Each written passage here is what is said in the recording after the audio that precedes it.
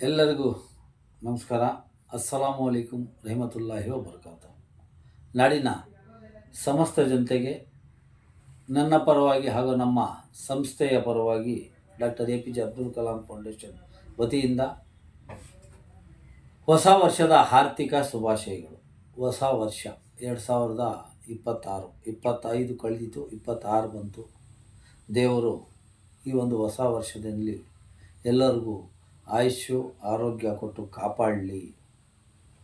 ದೇವರು ಎಲ್ಲರಿಗೂ ಒಳ್ಳೆಯ ಉದ್ಯೋಗದಲ್ಲಿ ಒಳ್ಳೆಯ ಉದ್ಯೋಗ ಕೊಡಲಿ, ಎಲ್ಲರ ಒಂದು ಬಾಳಲ್ಲಿ ಹರ್ಷ ತರಲಿ ಅಂತೇಳ್ಬಿಟ್ಟು ನಾನು ದೇವರಲ್ಲಿ ವಿಶೇಷವಾಗಿ ಪ್ರಾರ್ಥನೆ ಮಾಡಿಕೊಳ್ಳುತ್ತಾ, ಕೆಲವರು ಹೊಸ ವರ್ಷ ಇದು ನಮ್ಮ ಹೊಸ ವರ್ಷ ಅಲ್ಲ, ಇದು ಇಂಗ್ಲೀಷ್ ಕ್ಯಾಲೆಂಡರ್ ಪ್ರಕಾರ ಅಂತಾರೆ. ಆದರೆ ನಮ್ಮ ಹಿಂದೂ ಬಾಂಧವರಿಗೆ ಉಗಾದಿ ಹೊಸ ವರ್ಷ, ಅದೇ ರೀತಿ ನಮ್ಮ ಮುಸಲ್ಮಾನ್ ಬಾಂಧವರಿಗೆ ಮೊಹರಂ ಹೊಸ ವರ್ಷ.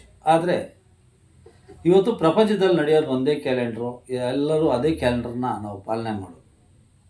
ಅದನ್ನು ಪಾಲನೆ ಮಾಡೋದ್ರ ಮುಖಾಂತರ ಇವತ್ತು ಎಲ್ಲರೂ ಜಾಗೃತರಾಗಿ ಹೊಸ ವರ್ಷವನ್ನು ಆಚರಣೆ ಮಾಡಬೇಕು. ವಿಶೇಷವಾಗಿ ನನ್ನ ಆತ್ಮೀಯ ಯುವ ಮಿತ್ರರು, ನನ್ನ ಸಹೋದರಿಯರು ಆಚೆ ಕಡೆ ಹೊಸ ವರ್ಷಕ್ಕೆ ಹೋದಾಗ ಎಚ್ಚರಿಕೆ ವಹಿಸಿ ಹೊಸ ವರ್ಷ ಆಚರಣೆ ಮಾಡಿ. ನಮ್ಮ ಜೀವನ ಬಹಳ ಮುಖ್ಯ. ಹೊಸ ವರ್ಷ ಮತ್ತೆ ಬರುತ್ತೆ, ಆದರೆ ಜೀವನ ಮತ್ತೆ ಬರಲ್ಲ. ಎಲ್ಲರ ಬಾಳಲ್ಲಿ ಈ ಒಂದು ಹೊಸ ವರ್ಷ ಹರ್ಷ ತರಲಿ.